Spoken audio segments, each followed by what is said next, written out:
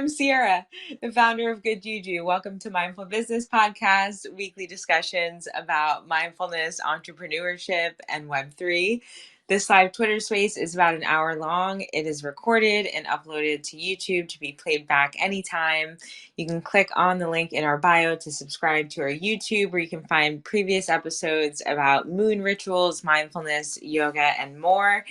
This is episode 32, Find Peace in Solitude. I am joined by my lovely co-host, Abby, the creator of Elevate, as usual. How you doing, Abby? I'm doing great. It's a gorgeous day here in the Midwest. Spring has officially sprung. I mean, it's still chilly here and there, and we just got like 7 inches of snow on Saturday, but today is a beautiful day. How are you, my friend? You know, spring is starting to sprung over this way as well, and we're finally getting some warmer weather and some more sun. The birds have been chirping, flowers are blooming, so I love this time of year. Yeah, it's just me and you right now, so it's kind of funny that we're going to talk about solitude tonight. We're going to talk about why solitude is critical for personal development and an overall sense of peace. There's so much to be said about solitude, and we're going to talk all about it: the benefits of solitude, ways you can find peace in solitude, how solitude is emphasized in spirituality and religion. But I really would love for you to kind of open the floor, Abby, and just like tell me a bit about your own personal experiences and feelings about solitude and what it means to you, and like how you felt when you saw that I wanted to do a solitude space. Well, I am in a season of my life where I'm really leaning into solitude. So you hit me in a good season where I'm really excited and happy to talk about this subject. But I will say that that has not always been the case. It's something I have feared a little bit in the past. And even like I was thinking about this in prep for our conversation today. You know, my kids are 13, 15, and 18, but when they were really little and they were close in age and life was really busy with my business and marriage and all these things, I remember feeling like, gosh, all I wanted was some peace and quiet and time to myself, right? To go to the bathroom for 5 minutes, or some real solitude or some real me time. And back then, if and when the opportunity would present itself, it would be hard for me to take much more than an hour on my yoga mat or something, or it would feel too quiet or too peaceful and I would feel unsettled. And so it's something that I kind of have always feared a little bit or felt a little bit anxious or uneasy about. But I am in this season of my life where I'm really learning to lean into it. And I felt a little uncomfortable with it at first. Life circumstances changed and kind of pushed me into solitude. I didn't sign up for it, but here I am.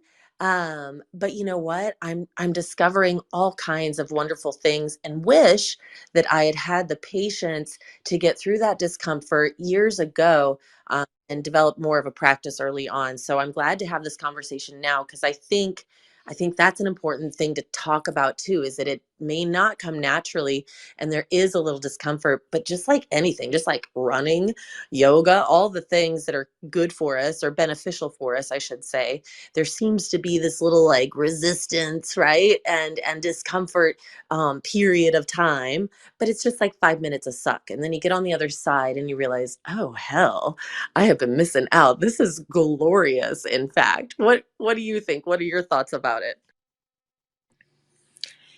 I love how you put it. There are definitely just seasons of our life where solitude can be really necessary and really healing. And especially when things are chaotic, I feel, I guess internally we're just like seeking that natural equilibrium. And the solitude is sometimes what we need to kind of find that balance within ourselves.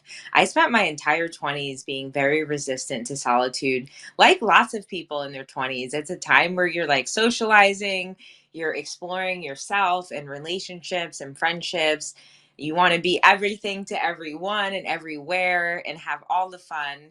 But as I enter my 30s, I'm like deliberately honing in on my solitude and really starting to gain a better understanding of how much peace you can find in solitude. As we were preparing for this space, I sent a message to Abby saying, my husband and I both work from home, and we have been probably like the last 3 or 4 years or so. We've been together 5 years, so majority of our relationship we've spent in really close quarters every day, day after day together, which is fantastic because he's my best friend and I love him and he's great. But we both just find ourselves sometimes itching just for a little like alone time, even if one of us is in a different room. It's not enough sometimes. It's like we will legit just want the other person to like be completely out of the house and just have like some space. And sometimes when I say this to people, they get like weirded out and they're like, oh, that's a red flag or that's not good. And then I'm just like, dude, you don't understand. Like, I need my space. I share a bed with this person. I share a life with this person. I share 24 hours a day with a person. Sometimes I just want a little me time. And honestly, I find that in yoga. Yoga is not something my husband's more into going to the gym. So when I go to yoga, that's like an independent experience. It's always time by myself on my mat. And it's so healing and so peaceful to just have that time by myself. So yes, I am so glad we're talking about this. There are so many benefits that I personally feel as it relates to just like spending time in solitude. I feel like I can kind of connect with myself more, connect with my thoughts and my feelings on a deeper level. It really does help me feel less stressed out and anxious at times to just have a moment to myself and just a moment of peace. And it also just helps me appreciate the simple things in life. Sometimes spending some time to yourself, you can really just reflect and it opens you up to like a new level of appreciation. But what do you think, Abby, as it relates to benefits of solitude and just like different ways spending time by yourself has kind of enriched your experience? Well, I had had a similar experience for 19 years. My former partner, husband, we worked together as well as lived together, and had kids together, and our lives were so interwoven. And we all of our honestly all of our pastimes and leisure times and things we enjoyed doing, all of that was together. We traveled together. And so I can relate to just how much loveliness comes with that, but how also like there is this need to decompress. We really need time to give, not just time, but space to be ourselves so that we can really check in with what are the needs of my body? What are the needs of my spirit? What are my, maybe I am craving whatever, like I know like when you live with someone, there's always this like, well, what do you want to eat for dinner? What do you want to eat? Seems to be this constant thing, right? But I have found like when there's no one here for a week and I don't have to make anybody dinner, there's this freedom, this sense of actual freedom and liberation and a mild sense of giddiness, quite frankly, that comes with that, realizing, oh, fuck, I've built 99.9% of my life around, someone else's needs, wants, desires. And, if I don't give myself this time or lean into this time, I may never fully actually know what the fuck it is I want. What's my flavor today of the day? What is it that I'm itching for? And the more we kind of give ourselves that space to kind of step back, take a deep breath, check in with ourselves. How do I feel? Why am I doing this thing or the other? Is it because I want to? And I think when we have those moments of peace and solitude, we're able to really check in more honestly, more authentically with what really is going on inside of us. I think you can hear your inner voice more clearly when you are in this state of peace and solitude. Um, I have my fire pit, and a bunch of trees fell and limbs and things over the weekend with a snowstorm. And I was out there pulling trees around, and I, again, kind of digging into this like this rhythm of being on my own, being solitude, is being solo. And I have this little camping axe I've been itching to use because I've got my little fire pit back there. And so I was hauling all these little limbs around and I was whacking these little pieces of wood to bits, and it was so therapeutic. And yeah, once upon a time when I cohabitated with someone here, I'd have to put my wood pile way over and kind of this inconvenient spot because it was, to my roomie, an eyesore. They didn't like it. And so, of course, I would do it and whatever. And I realized as I was chopping these pieces of wood to bits by myself the other day, I can put these wherever the fuck I want to. And it again brings me back to that sense of absolute freedom and liberation that I think seems to be for me kind of at the top of the list of benefits. What are some other benefits you can think of? I just have to say, I saw 11 throwing up some hearts when you were talking about the what do you want for dinner dilemma. I know that 11 is also a mom and probably has to think about not only her kids, but also her significant other when she's preparing meals. And I cook for my household. So I really do feel that. In fact, I've just entirely stopped eating certain things that I actually really like just because no one else in the house wants to eat it. And then it's like, well, I'm not gonna like make something separate and special for myself. Like I just won't make it. So I really feel that. And yeah, there's absolutely a sense of freedom that comes with, yeah, just kind of being able to call the shots for yourself. But to that point, I do feel solitude can help you build stronger relationships with other people because I am a firm believer that absence makes the heart grow fonder. And I say, my husband and I say this to each other jokingly all the time, can't miss you till you're gone, or, absence makes the heart grow fonder. It's like, it's true. It's like sometimes you need that brief moment of separation, or that those moments of solitude to appreciate the connections and the relationships and the simple things, as I said, in life. And also, solitude can help you become more self aware, as it really does kind of, solitude doesn't imply meditation. But it does kind of open you up to your thoughts in a different way. And I feel like now is a good time to mention that solitude is not the same as isolation or loneliness. And I want to talk about this a bit because solitude solitude is a choice that you make to spend time alone.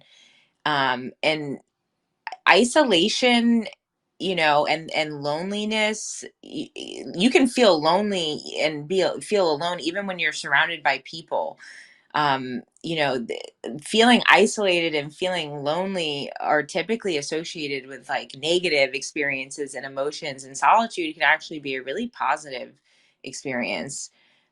So it's important to say, like, you should balance solitude with interacting with others, because too much solitude can definitely make you feel isolated and lonely, while too much interaction with others can make you feel overwhelmed and stressed. So the key is to definitely find a balance that works for you. But I just feel like it's so important to stress that solitude is not isolation and it's not loneliness. And it's a choice. It's a choice.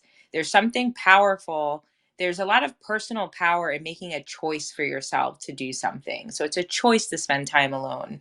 And it can be super positive, and it can really help you grow and just develop as a person.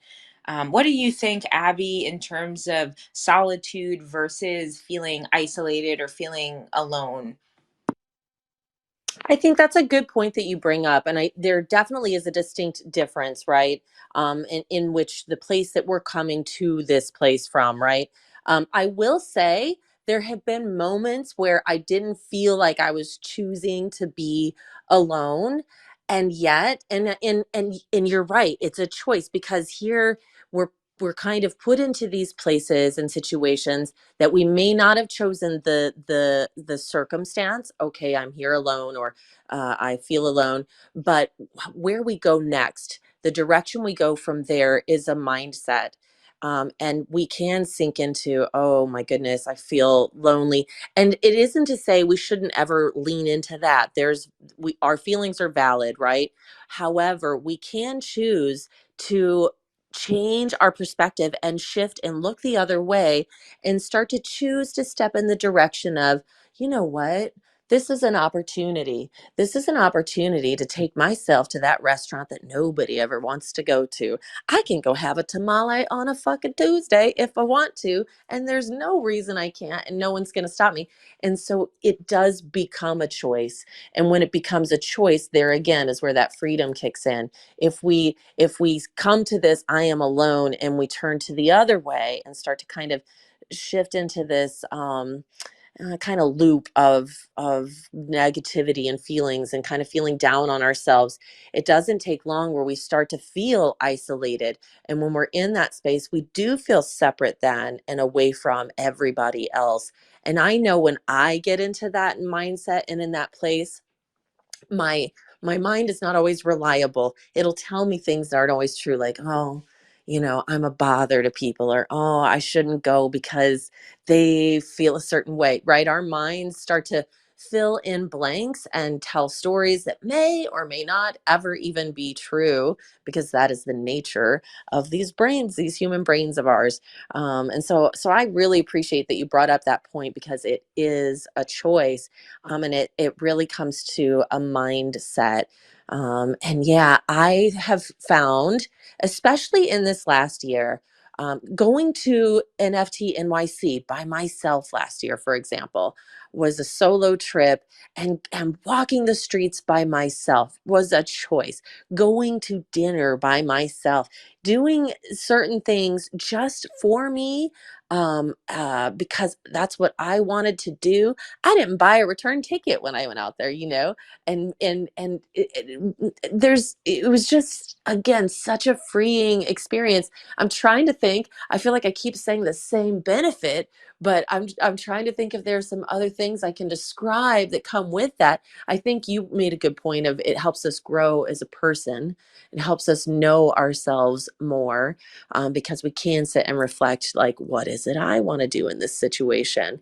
It also can open you up to meeting other people, or having conversations with strangers. Might not even become a friend, but this just exchange and interchange of energy when you're out and about with people can, like, fill your cup in ways that you would maybe overlook or not do if you were out with your partner or your family. You're in and being present with that person and the people that you're out with when you're not solo. When you're solo, you slow down and look at things differently. Again, you interact with people in a different way, perhaps. You might be more prone to, like, stop and smell the roses, right? And become a bit more just experiencing that fullness in the moment, which brings us back to mindfulness, which I think is at the heart of so many of our conversations. It really, as we're talking, feels like a mindfulness practice if you think about it.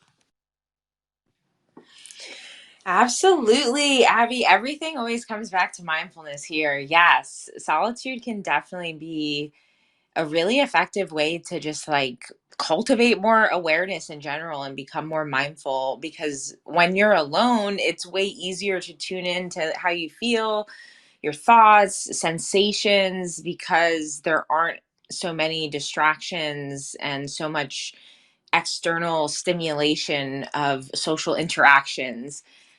So, yeah, solitude can help you just understand yourself better, understand your feelings, your behaviors, and kind of can help you get more clarity and insight to your own tendencies, which ultimately will lead to making more intentional choices about how you want to show up every day.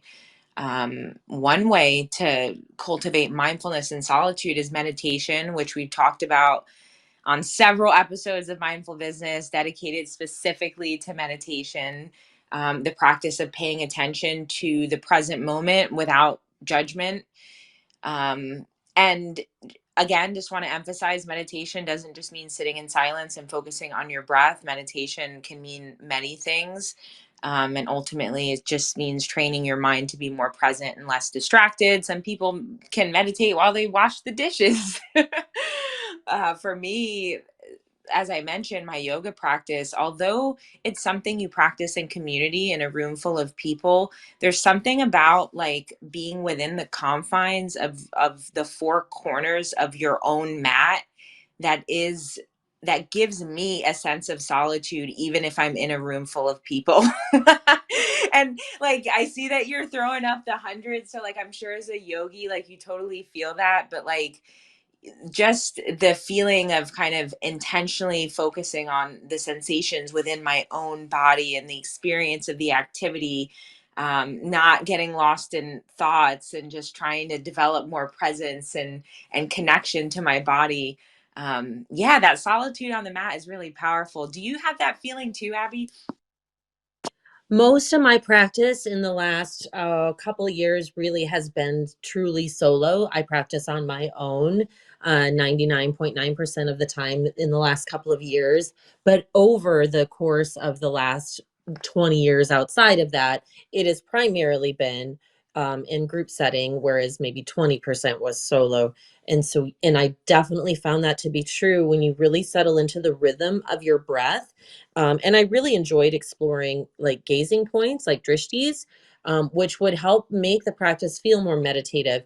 I loved that sense of being in and surrounded by community and with community, and yet being really solo when you got on, as you said, being in the confines of the four corners of your mat was a good way of putting that. My friend Joe and I talk a lot about how we kind of take pleasure as being solo people out in the world of like being alone but in a public setting and just kind of being around the energy of things that are going on, and yet they're either reading a book or working on some paperwork on your computer or whatever it might be. We both have discussed the enjoyment of going and being at a coffee shop, being at a bar, even though I don't drink, just to be around the energy and people watch and take in the expressions of people. For example, I went, I think it was last Friday. There was a band I hadn't seen since, you're gonna laugh, 2005, back when there was probably cassettes going on, definitely CDs. I always have to throw that in our conversations, but I hadn't seen them literally in a long time, and happened to see, oh shit, they're playing 3 hours away. There's tickets available. I noticed the time of day. I had time to get there. There was not a single reason I shouldn't go, and I thought, fuck it. It's Friday. I'm gonna go. And I did. I drove up. I danced my ass off. About 20 minutes before I figured they were gonna be done, I thought, oh, I think I'm good. I boogied. I want to beat the zoo and I want to get home in good time. And so I left. Had I been with someone, that may not have been how it shook out. You have to kind of take into consideration other people's feelings. But when you're by yourself, you can be on your absolute own agenda, and you can kind of push yourself to do something, maybe, I don't know, spontaneous. And spontaneous is not my nature over the last many years. I'm a planner by nature. But when I lean into solitude and when I choose solitude, it's nice to sort of give myself permission to be more spontaneous. And I think that's something solitude has done for me that I think I was missing a little bit of over the last, good 20 years or so. What about you? Do you find any spontaneous moments with solitude? Or actually know the answer to this before I complete it, my Virgo friend. I know that when you're a planner too, but do you do spontaneous? How does that work for you? Hmm. Um, my skin is crawling thinking about like just spontaneous events occurring in my life. Like I need to know what's coming around every corner. I need to feel prepared. But I will say I'm trying to be more open to like just last minute changes of plan. Like I am someone who feels deeply bothered when things don't go as I plan them because I am someone who puts a lot of effort into planning things so that they go the way I want them to go. But I will say yoga is also kind of this mindfulness journey that's helping me explore letting go and detachment and kind of being open to, spontaneous changes and inconveniences and such, without so much negativity and resistance. So that being said, yeah, I don't have a lot of spontaneous activities, but I'm trying to be more open to them. I'm learning how to enjoy my own company. I used to, and I was thinking about this as we prepared for this space. I remember in high school being, say, like 16, 17. And I don't know if this is just like a young girl thing, and every young girl goes through this phase. I remember being absolutely crushed and demoralized when I couldn't like go out with my friends on the weekend and everyone was doing something, and say I got grounded or in trouble, or my mom didn't want to drive me. It was like, and I guess this is just like hormonal like drama and everything's the end of the world, but it was truly like heartbreaking. Like I remember sobbing, and I remember this deep sense of like, oh my God, well, what am I going to do now? Like everybody's doing that thing and they're together and they're having fun, and like, what do I do now? And like, as I get older, just learning to enjoy my own company, like feeling comfortable being alone, and just I feel like this also kind of goes hand in hand with not relying on external validation or relationships as a singular source of like your happiness and sense of fulfillment. But yeah, just learning to enjoy your own company, setting aside time every day to just do something that you enjoy on your own. Maybe it's eating your favorite meal or listening to a podcast or taking a walk. This is something I'm trying to lean in more, because I'm realizing the more I invest in my own happiness and myself, the easier it becomes to find peace and contentment and solitude. And that's kind of, they overlap. But also finding your own rhythm and routine. I feel like that's another important aspect of finding peace and solitude, because without distractions, without social obligations, without external pressures, you can create a daily routine that works best for you. Like maybe it's waking up early and having a quiet morning. Maybe it's taking breaks throughout the day to recharge, taking naps. Maybe it's setting aside time for different creative hobbies and pursuits. So I also feel like sometimes our routines are so they're so influenced by everyone around us, especially if we're caregivers, if we're teachers, if we're you know how it is, Abby, the life of being a mom, you can speak to that. But yeah, just the power of like finding your own rhythm and routine and like setting up your life in a way that empowers you and serves you, is possible when you're alone, which is incredible. What do you think, Abby, in terms of like enjoying your own company and finding your own rhythm and routine? I think that's 100% true. I can't remember what episode and what it was our conversation was about. I think we had a routine conversation really early on. And in preparing for that, it made me realize just how much, and I mean years, and I mean probably decades of my life that I have built my life. I love that line from Stevie Nicks Landslide, built my life around you. And it made me stop and think, well, what are my actual routines? And one really lovely thing about really leaning into this solo time and season of my life, especially again this last 7 months, is yeah, I have found my rhythm. And it's yeah, and I've kind of given myself grace to explore what that looks like, and to, it's hard because you're already set into this routine that you've built around everyone else. And so you become conditioned, right, to kind of going through those motions.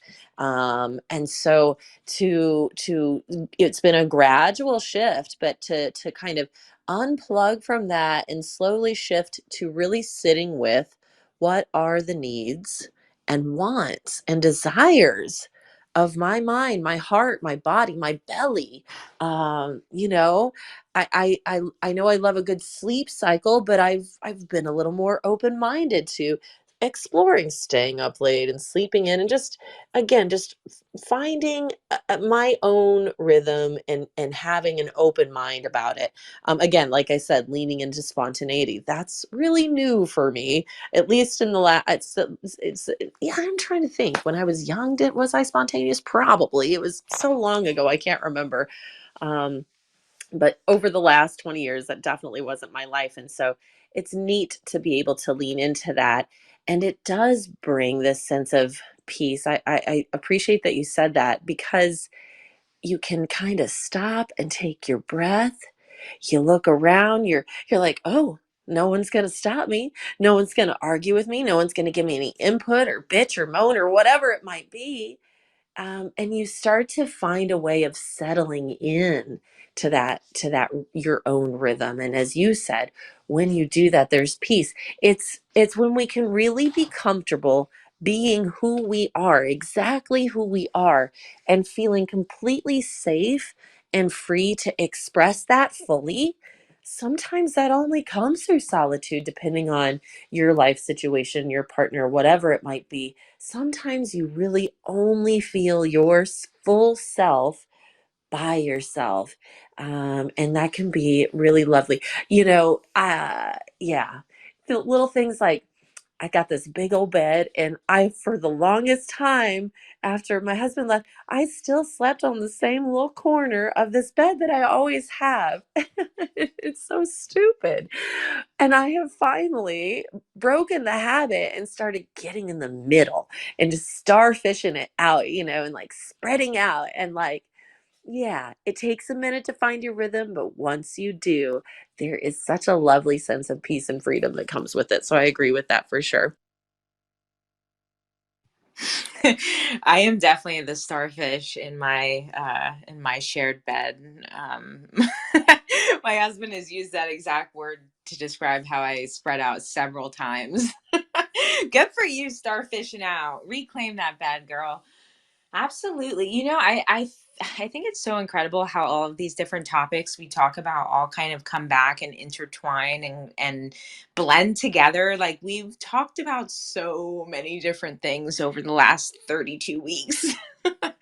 But somehow it just all goes together because we also spoke about boundaries, and we had a whole podcast episode about setting boundaries. And I feel like it sometimes people can't find opportunities for solitude because they don't know how to say no to social events or social obligations. And then that creates no opportunity to have solitude. So yeah, I feel like when setting boundaries and saying no, it's always important to communicate your needs and your preferences, obviously in a clear and respectful way.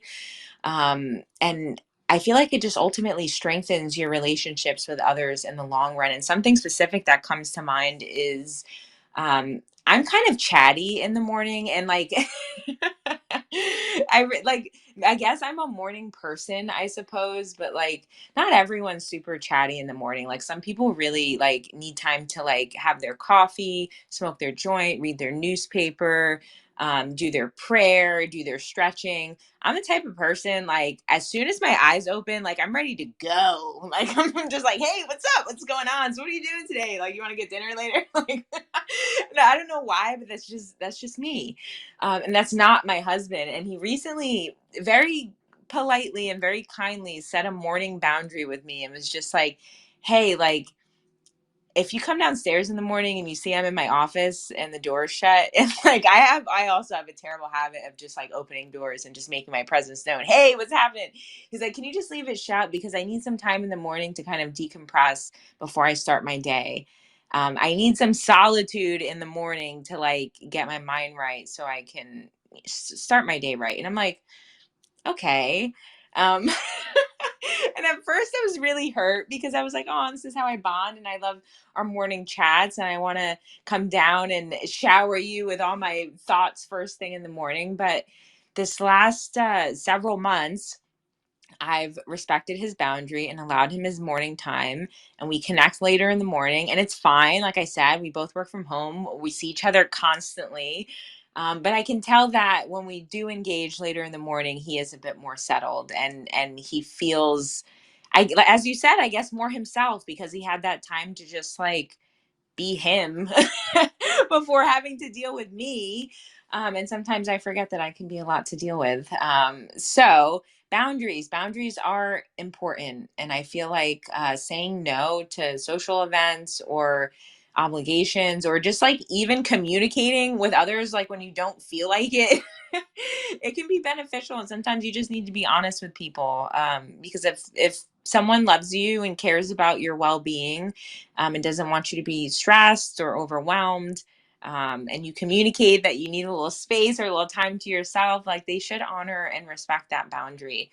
Um, Abby, what do you think about that? Are you a type of person who needs like some morning solitude, or do you just like jump into your day like ready to connect with everybody? I am an early riser. I think you and I are both share that, and I get up ready to go.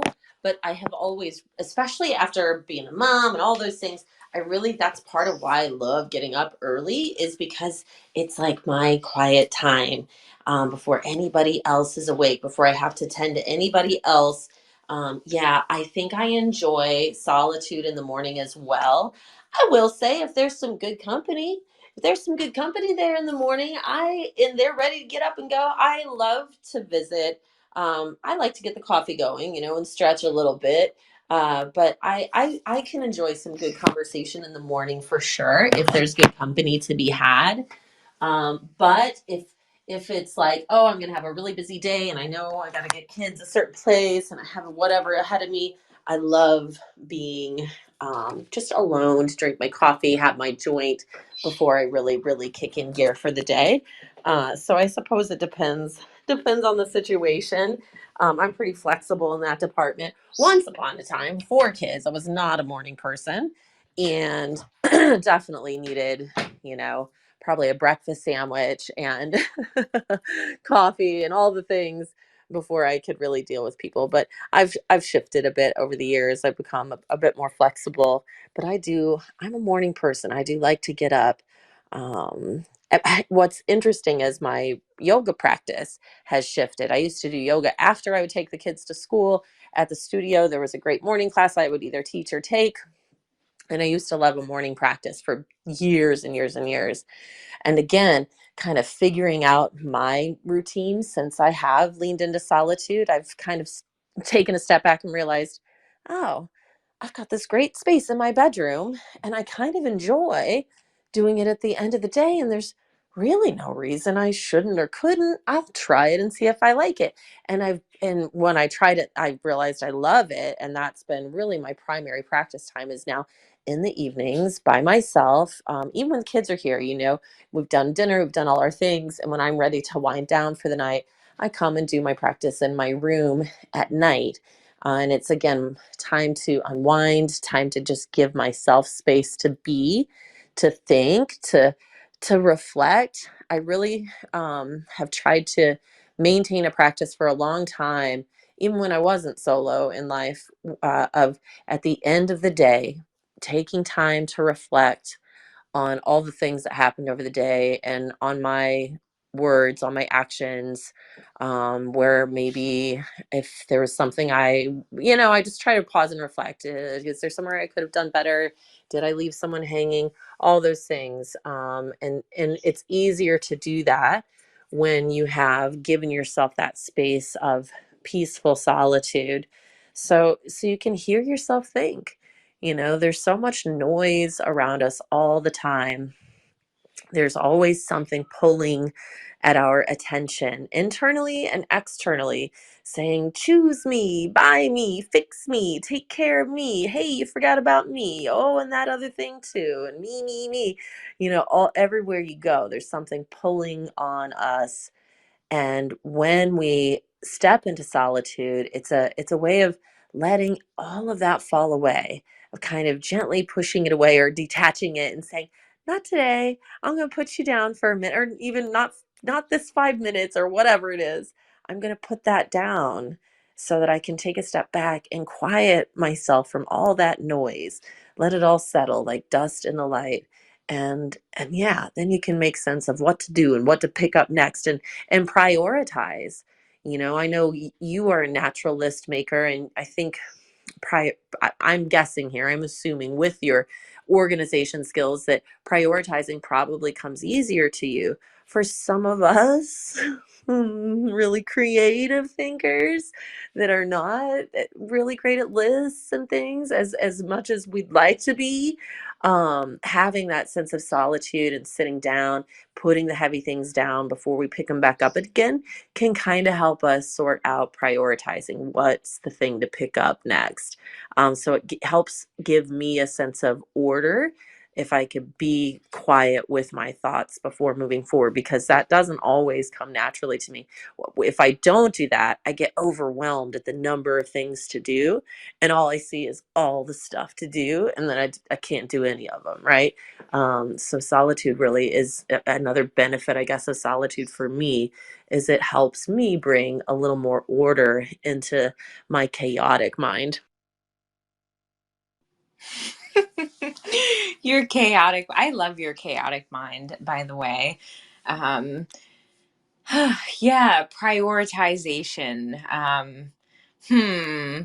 You know, that's one I struggle with sometimes. I find that I'll make my lists so long and have too many things that are high priority, and sometimes I'll just find myself asking, like, is this really important? Like, does this need to like get done today? And in fact, I was just thinking about, like, I'm a big Google Calendar person, like, and we talked about this. What episode was this? This was like our organization. We had some type of episode about productivity or being organized, and I talked about my Google Calendar and how I live and die by it. And like basically from the time that I wake up until the time that I go to bed, I I legit will like plan every hour of my day. And like some people think this is ridiculous and neurotic and insane, but like this is how I live and like it works for me. So whatever, like I have this habit of like every morning or evening like looking at my calendar for the next day. And I've noticed like there are certain tasks that have just kept rolling over. At this point, it's been like months that I've been putting off like these smaller, like low priority tasks. And a part of me is just like, why do like, oh God. Anyways, I know exactly I know exactly what you're saying. Yeah, I now I'm just thinking about all the things on my Google Calendar for tomorrow. Now I'm giving myself premature anxiety. That being said, something that I love to do to like quiet my anxiety and like really enjoy solitude is incorporate nature into my solo time. Take time away from my loaded Google Calendar, put my like leave my cell phone in the house and like just go take my dog for a walk or like sit out in my yard. I really feel like nature can be so awe-inspiring and just help us feel such a sense of wonder and appreciation for the world around us. And this in itself can be a powerful just cure for feeling lonely or disconnected. Like sometimes when I feel disconnected or alone, just like touching grass. Like we say this in Web3 and NFTs a lot, touching grass. But yeah, being in nature like legit reduces stress and anxiety. It has such a calming effect on the body and mind. And this is proven by science. Like it's not just anecdotal. Being in nature can help us like tune into our senses, listening to the sounds of birds chirping, feeling the sun on our skin, smelling the fresh air. It helps us be more present in the moment and helps us feel more peaceful and calm. So I know you mentioned your fire pit earlier. I know that you also love to spend time in nature and outdoors. And that's one of the ways I love to just spend time by myself is just hanging out outside, especially like on the beach or like a nice kind of uh, like super bush filled, lots of growth and butterflies and and creatures on like a hike. I'm having some flashbacks to when I lived in the Bay Area. We lived near a really beautiful hiking trail. And I remember on one specific hike, I saw like three types of birds, a deer. Um, I saw so much wildlife on a single stroll, and it really was awe inspiring. And before I pass the mic back to you, Abby, I just want to mention we're approaching our last 15 minutes of our hour long space. If you've been hanging out and you feel like you want to contribute to the conversation, you are more than welcome to request the mic and come up and hang out with us. Just be mindful that this is a recorded space, and it will go on our YouTube channel. So yeah, I'm gonna pass the mic back to you, Abby. Tell me about how you like spending time in nature alone. Tell me about your fire pit feels. My fire pit is probably among my top favorite solo places. I mean, it's very fun to gather with friends and family around it for sure. But there's nothing more satisfying than building a fire all by yourself. And I don't use charcoal fluid or any of that bullshit, like I gather the kindling and I build that fire. And all right, I mean, I use a lighter, right, to light my kindling. I don't like rub the sticks together, but nonetheless, it takes some skill and it takes some patience and some persistence. And there's something so fucking satisfying about that. And then to sit in contemplation while your fire is burning, that you have just built, is there's just a feeling I can't describe other than deeply satisfying, such a deep level of true contentment, peace. You talked about peace. I think it's more than peace. It's this, you feel like a badass too, which is kind of a lovely thing when you are leaning into solitude that I don't think we've really touched on is it's empowering. It's empowering to go and do a thing by yourself. My mother never, she could get lost going 5 blocks. She really always was too nervous to go and do anything by herself. She's never arranged to do a thing ever. And so there's something empowering to me personally to make arrangements to do something by myself and to go do it, or to gather the wood and to build a fire. I built that fire pit by myself, and there's something so rewarding about that. But nature, I agree with you 1,000,000%. There's nothing quite as healing, transformational, as going and really connecting. I get the blues, I get melancholy, I get to feeling like I'm all alone in this world once in a while.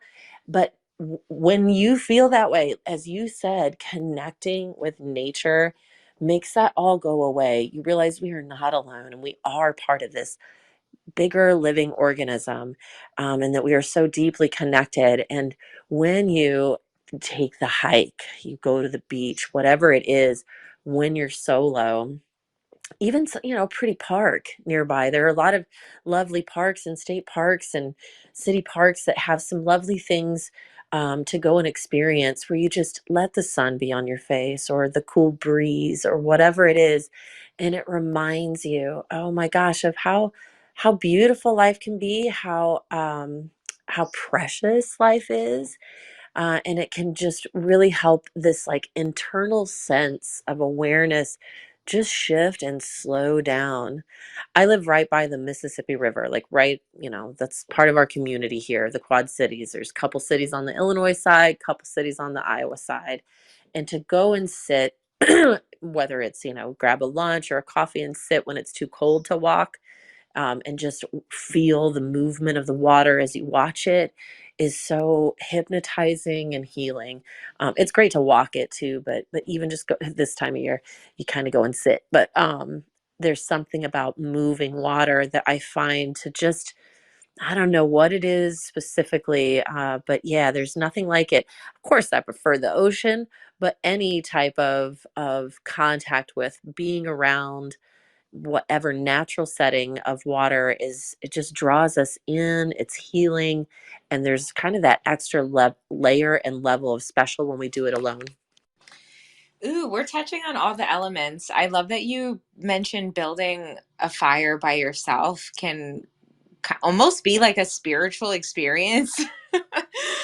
I don't think I've had too many opportunities to actually build a fire by myself. I've only been camping a handful of times.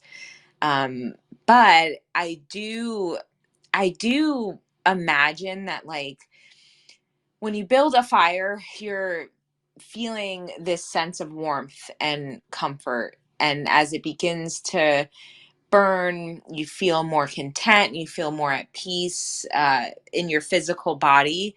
And I would imagine that that's like a powerful kind of mental and emotional reminder that even even in the midst of solitude, we can create our own sense of warmth and comfort. And also too, just like, yeah, there's this connection to like primal human experiences. Like fire has been a part of human life for thousands of years, and building a fire by yourself can probably help you tap into this sense of connection to your ancestors. It reminds you of your survival instincts, your ability to like make something from nothing. Yeah, I feel like there's a lot of like significant symbolism and ritual associated with building a fire, and doing it by yourself. Yeah, I could see it being like this whole powerful way to tap into a sense of spirituality and inner peace. So I love that you mentioned that. um, Okay, there was one other thing. We have about 10 minutes left. There was one other thing I wanted to touch on. Oh, I wanted to touch on how solitude is emphasized in spirituality and religion. And what comes to mind for me specifically are monasteries, which are places where monks live and practice their faith. They're often located in remote areas away from the distractions of everyday life.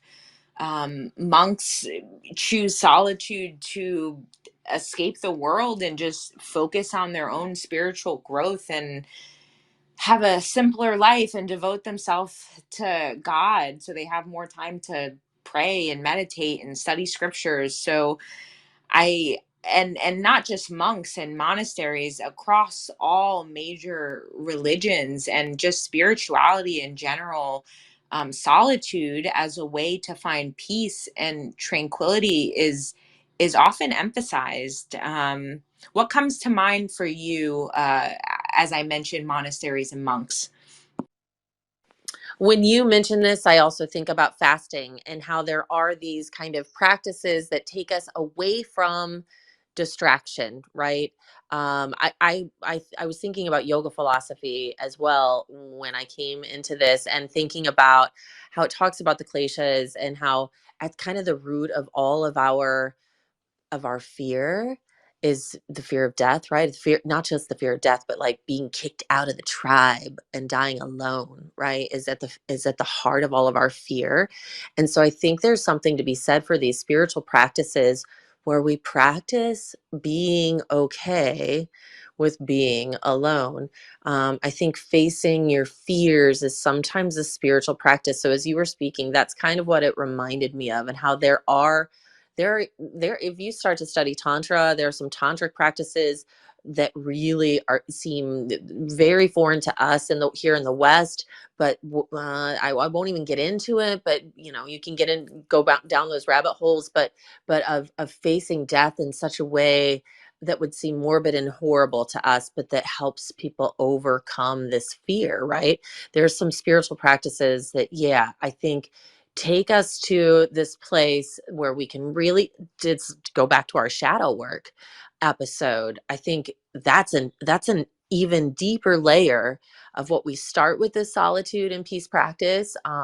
And when we start to talk about spiritual practices and yes, the dedicated time of being alone, being in solitude so we can be prayerful or in meditation, I think there are even deeper practices that help us overcome our deepest fears, our deepest attachments. And so, yeah, there are a lot of rabbit holes to go into with that. But I think it starts with getting through that discomfort that we might feel, which I think is natural for all of us when we think about leaning into a solitude practice. Ooh, yes. This definitely ties into shadow work. I wasn't even thinking about that. And as soon as you said it, like a little light bulb went off, and I was like, ooh, duh. And yes, like we discussed shadow work at length in a previous episode, so I will not go down that rabbit hole as you so gracefully put it. But I would definitely say that, like, yeah, solitude is like a step on that path of many steps that you take on your shadow work and kind of, dark night of the soul journey. There are so many ways that people find peace in solitude, and as we kind of close out this space, I do just want to say, like, solitude doesn't always just mean like finding a quiet place where you can be alone. For some people, solitude is the time that they spend journaling, or it's the time they spend meditating, or it's the time they spend listening to music or doing something creative, or as we just talked about a ton, the time they spend in nature, or just doing something they enjoy by themselves.